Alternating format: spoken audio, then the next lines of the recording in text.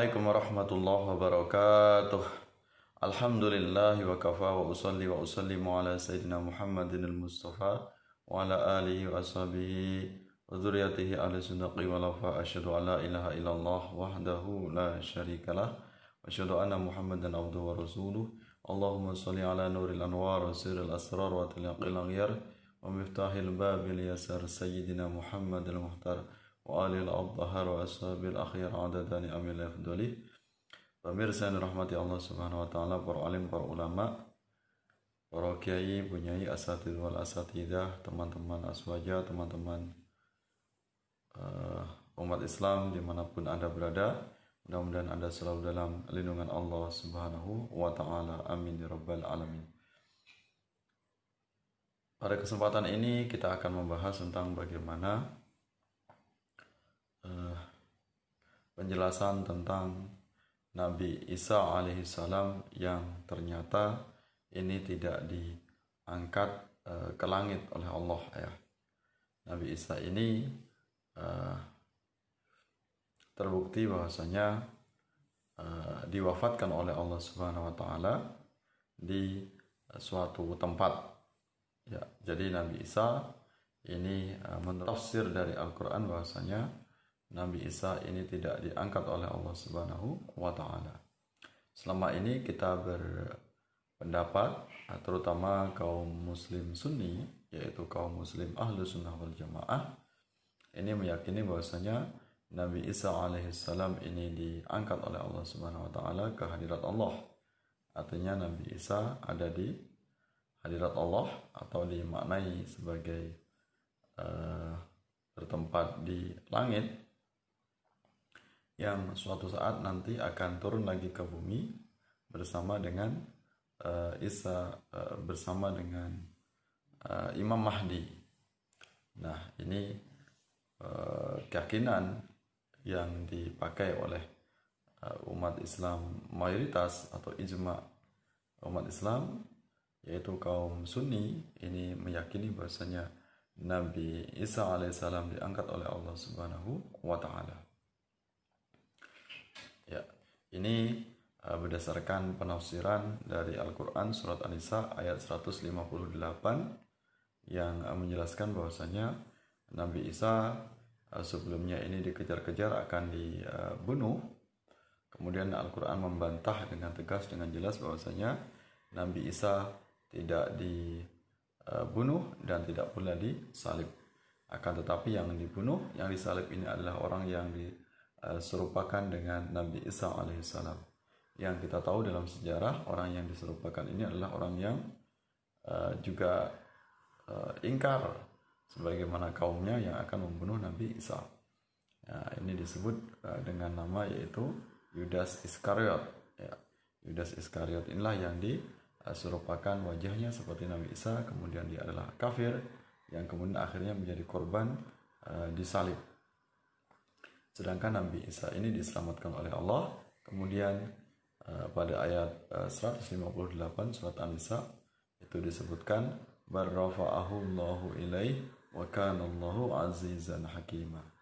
Ya, jadi Allah mengangkat Nabi Isa alaihissalam di derajat yang tinggi di sisi Allah atau di hadirat Allah Subhanahu wa taala.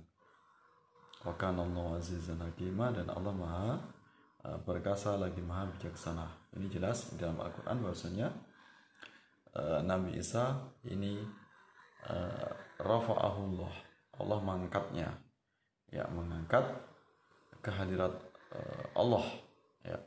Nah, kemudian muncullah timbul dari ayat ini penafsiran yang berbeda di kalangan umat Islam. Umat Islam mayoritas, Islam Sunni Ahlussunnah wal Jamaah, memaknai bahwasanya barrafa'ahullah ilaihi ini bahwasanya Nabi Isa ini secara jasmani dan rohani ini diangkat di hadirat Allah.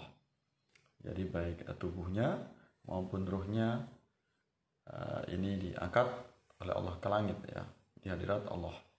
Nah, sedangkan adalah bentuk penafsiran yang lain, misalnya ini kalangan umat Islam minoritas yang kita sebut sebagai kaum Ahmadiyah atau jemaat Ahmadiyah.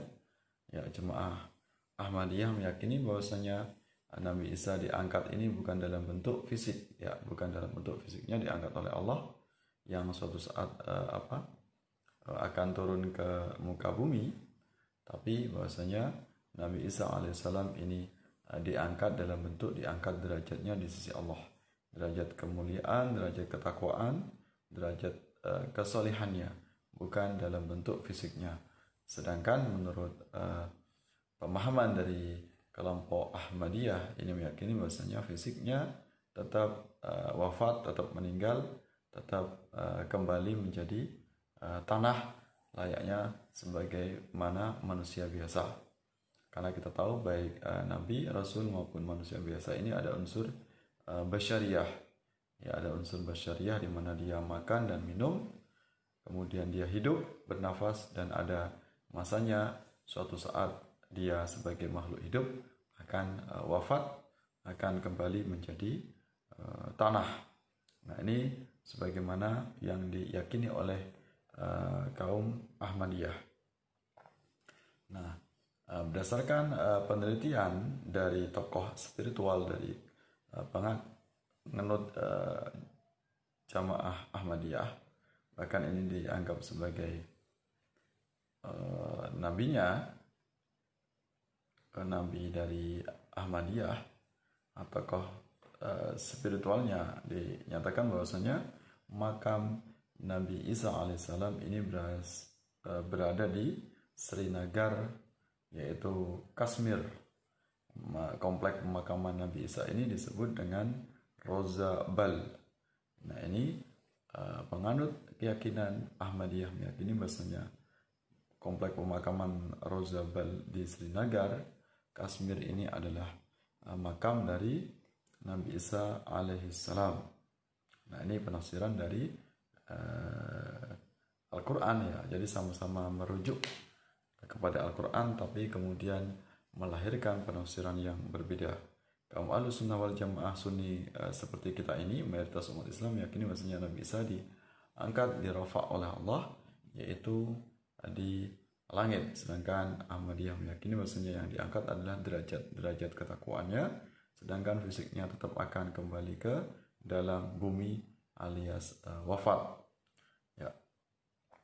Kemudian kaum Ahmadiyah ini mereka memberikan bukti-bukti, bahwasanya secara akademisi, secara kajian ilmiah, ya, ini berbasis sains atau ilmiah, bahwasanya Nabi Isa ini wafat dan dikebumikan, ya. Jadi dia tidak diangkat fisiknya, namun yang diangkat di hadirat Allah adalah derajatnya, derajat kemuliaan, derajat ketakwaan. Ini kelompok Ahmadiyah memberikan bukti tentang bahwasanya Nabi Isa alaihissalam ini wafat. Bukti pertama, semua manusia hidup dan mati di bumi ini. Nah, ini keyakinan dari Ahmadiyah. Ini Ahmadiyah menyatakan, ini juga dalilnya dalam Al-Quran. Ini surat yang ke-7 ayat 25. Ia berfirman, di sana, yakni di bumi kamu hidup dan di sana kamu meninggal dan dari sana kamu akan dibangkitkan. Ya, surat yang ke-7 ayat yang ke-25. Kemudian bukti yang kedua, ini bukti yang diajukan oleh Ahmadiyah, bahwasanya kehidupan jasmani tergantung pada makanan dan minuman. Jadi Nabi Isa ini walaupun utusan Allah, bahkan nabi-nabi yang lain, rasul-rasul yang lain juga utusan Allah, namun mereka tetap mengandung unsur kemanusiaan, artinya memiliki fisik atau jasmani. Yang itu tentu sangat bergantung dengan makanan, ya. Karena yang namanya jasad atau jasmani ini membutuhkan makanan. Apakah itu nasi, apakah itu sayur, lauk pauk dan sebagainya. Nah, tentu sangat tidak masuk akal atau sangat bertentangan dengan logika akal bahwa kemudian Nabi Isa diangkat oleh Allah ke langit, yang kemudian dia tidak makan dan tidak minum, ya. Nah, ini dalil yang diajukan oleh kaum Ahmadiyah, ya, surat 25 ayat 20. Kami tidak mengutus sebelum engkau, wahai Muhammad, setiap rasul kecuali mereka itu makan makanan, ya. Jadi mengkonsumsi makanan, artinya tetap layaknya sebagai manusia. Kemudian bukti yang ketiga, jasmani manusia bisa rusak termakan oleh waktu. Jadi jelaslah bahasanya Nabi Isa walaupun dia utusan Allah sebagaimana Nabi Muhammad SAW itu juga mengandung unsur tanah dalam tubuhnya yang suatu saat akan menjadi tanah, akan rusak atau akan kembali kepada asalnya. Ini misalnya dalam surat 21 ayat 34 disebutkan, dan tiada kami menciptakan manusia sebelum engkau wahai Muhammad kekal. Apakah jika engkau mati mereka itu kekal?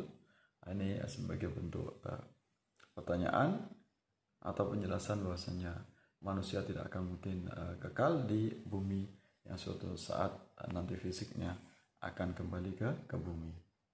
Nah, kemudian berikutnya bukti bahwasanya Nabi Isa ini wafat, yaitu wafatnya para nabi, ya. Jadi nabi-nabi yang diutus termasuk Nabi Muhammad dan nabi-nabi sebelum Nabi Isa, ini mereka semuanya adalah wafat, ya. Wafat sebagaimana manusia biasa. Nah, ini dijelaskan misalnya dalam surat yang ke-5 ayat 75 disebutkan, Al-Masih Isa bin Maryam hanyalah seorang rasul, sungguh telah berlalu para utusan sebelum dia.